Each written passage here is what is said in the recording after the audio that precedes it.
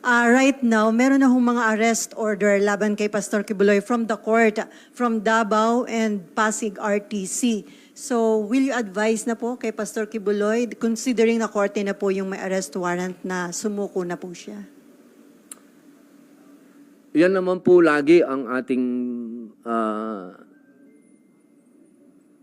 panawagan sa ating mahal na kaibigan at mahal na compatriot kay Pastor Kibuloy na total ito po ay nasa korte na. Mas maganda po sana na makapagpakita na siya. Opo, para po, alam nyo kasi yung mga ganitong bagay, katulad nung una kong interview sa inyo, sana naiwasan yung mga ganito na mga ganap. Pwede namang ginawang matahimik. Eto tayo ngayon, dagdag budget na naman ito sa mga kapulisan, sa kasundaluhan. Siyempre, may task force, hulihin si Pastor Kibuloy. Hindi lahat ito pabor sa kaban ng bayan.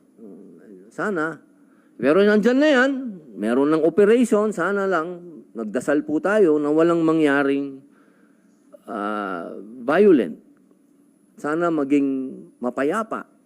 Kasi katulad ng sinabi ko nun, napakahirap na pagsamahin natin sa issue na to ang faith at politics. Ang hirap po niyan. Kumbaga, ang daming taong masasaktan dito sa issue na to. At pananampalataya yun. Mahirap tayong maipit sa gitna pagka pinag-usapan ng pananampalataya. Sa totoo lamang po, inaantay po namin hanggang ngayon yung desisyon kung kailan kami makakapag-hearing patungkol po sa pagtanggal ng franchise ng SMNI. Hanggang ngayon, naantay po namin ng desisyon kung kailan kami makapag-hearing. Kasi ang dami na po dyan, ang dami nang naging nagdikit, na siya yung kaso ni Pastor kasi, domino na, umabot na hanggang sa SMNI, freedom of the press na. Isang programa lang yung sinasabi na nagkaroon ng pagmamalabis, pero yung buong istasyon ng tinanggalan, yung mga ganun ba? Asan ang due process na naman nun? Sa totoo lang po, napakadaming issue sana na pwede nating pag-usapan sa hearing, pero wala pa po, hindi pa na-schedule ang hearing nito. Sir, the issues no, yung kay Pastor, yung mga nangyayari po sa kanya, do you believe that it is part of a political press? Oh, definitely. Definitely. Kaya sana nga, ang pakiusap ko, wag natin, kung politika ang issue natin kay Pastor, wag natin idama yung religion. Kasi wag, never nating itatouch ang religion. Nakakatakot yan na pakialaman natin.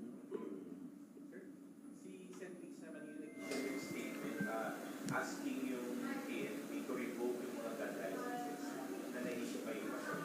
May mga followers siya supposedly na nagpo-post sa social media na handa sila magpakamatay para hindi maaari.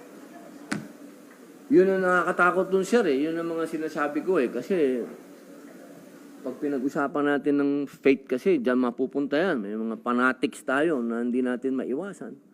Pero hindi naman natin pwedeng panghawakan ng batas na porket identified kay Pastor, kakansilin na natin yung kanilang mga in-issue ng PNP. Wala naman silang kaso. Siguro, kasi dito sa bayan natin, hanggat hindi ka pa napapatunayan na may kasalanan, mahirap na sasabihin natin kansilahin kagad yung kanilang mga permit to carry o LTAP nila. Kasi kailangan may proseso din yun. Kailangan mapatunayan muna na sila ba may nagawang kasalanan. Kasi minsan yung mga ganun na ang hirap pare, napakahirap na parang kasi ako, nangyari sa akin yan, kinansila yung mga baril ko pare, na ano yan ha. nung sumuporta tayo sa 2013 na gulo sa Lahad Datu. Openly, sumuporta tayo sa mga tausug. Ang nangyari sa akin doon, nakansila lahat yung... Hindi ko alam, biglang kinansila lahat yung ano ko, yung permit to own, lahat yun. Kinansila. Nagulat ako, sabi ko, para naman yatang ang aking karapatan na nasagasaan yata. Pero ang nilabas nila, yung mga ex-convict, hindi pwedeng magbarel. Kaya wala akong nagawa. Dumating lamang yung aking absolute pardon, kaya ako nakakuha uli ng baril. Pero sabihin, sana yung mga ganitong bagay, wag na nating palakihin ba? Yung mga supporter ni Pastor, natural lang di silang makapagsalita dahil sa kanila, pakiramdam nila, naapi yung kanilang pastor. Wag lang sana, pakiusap lang natin dito sa mga kaibigan natin, maging kalmado po kayo. Hindi solusyon ang karahasan. At tandaan po natin, si pastor ay lingkod ng Diyos. At ang kanya pong dinadanas ngayon isang pagsubok. Isang pagsubok sa kanyang pananampalataya at sa pananampalataya ng tinatayuan niyang relihiyon. At isang bagay ito na nagpapatunay na kapag malapit tayo sa pagsubok, ibig sabihin malapit tayo sa Diyos. Kaya siguro po, ang gawin na lang natin, manalangin tayo ng kapayapaan. Kung ano man ang mangyari, sumurrender man si pastor o mahuli, sana walang karahasan na mangyari.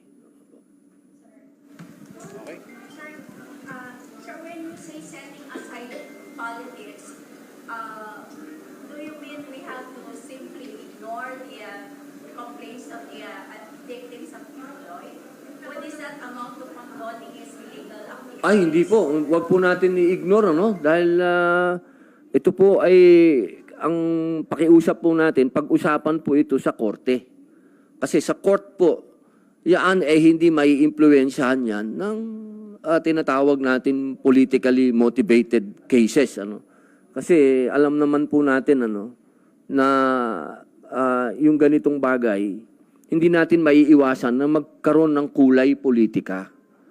Kasi alam naman natin yung mga naganap noong panahon ng administrasyon ni Pangulong Rodrigo Roa Duterte at sa administrasyon ngayon. Siyempre, hindi naman po tayo mga bulag. Alam naman natin yun na number 1 na supporter ni Pangulong Rodrigo Roa Duterte, si Pastor Kibuloy. Number 2, lumaban yan sa mga NPA, sa mga komunista. Hindi naman po natin maipagkakaila din na karamihan sa mga sumusuporta ng laban kay Pastor Kibuloy, may kinalaman sa politika.